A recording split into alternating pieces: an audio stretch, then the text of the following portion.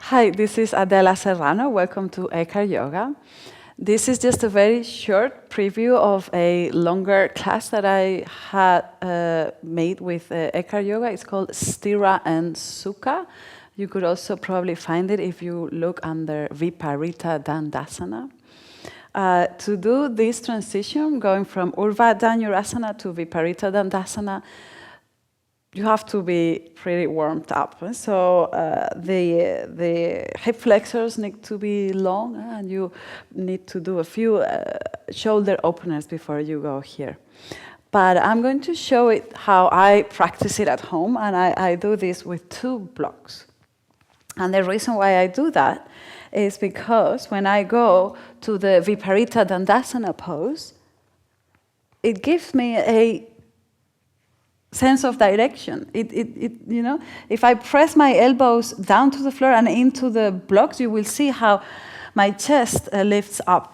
So it gives me some sort of feedback also of what I'm doing with my elbows, with my forearms on the floor, because it's a strong pose. So sometimes we just tend to forget. We just think too much about going into the pose, and we forget what to do with the base of the pose, which is the most important thing. So I take an inhale here. On the exhale, I lift the hips up. I take another inhale. And on the exhale, I come into the crown of the head. Now, when I'm here, I'm already aware of my hands pressing on the floor and my shoulders lifting away from the ears. And then I'm going to come up into full Urva Dhanurasana. Pressing the feet down, lengthen the sitting bones towards the back of the knees. Shoulder blades in. Now, slowly I make my way down to the crown of the head. Here, I move my shoulders up. And then I'm going to place my hand here behind my head, and the other one also. Hands are like in headstand, and then I move slightly towards the blocks, and you see, I press my elbows and my forearms down and into the block, and see, and then I press my feet down into the floor, and see how the chest has a place to go. It's going up, elbows down, shoulder blades in, chest is up. My wrists are also pressing into the floor. And then to come out, you could come up again into Urva Dhanurasana.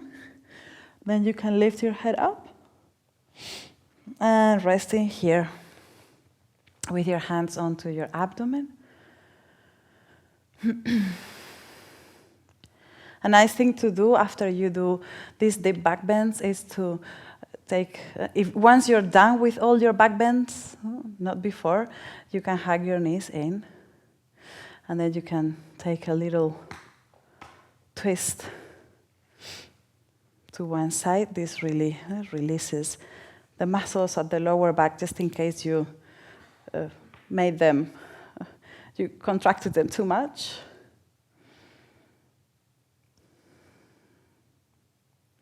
And then you just go back to the center and to the other side.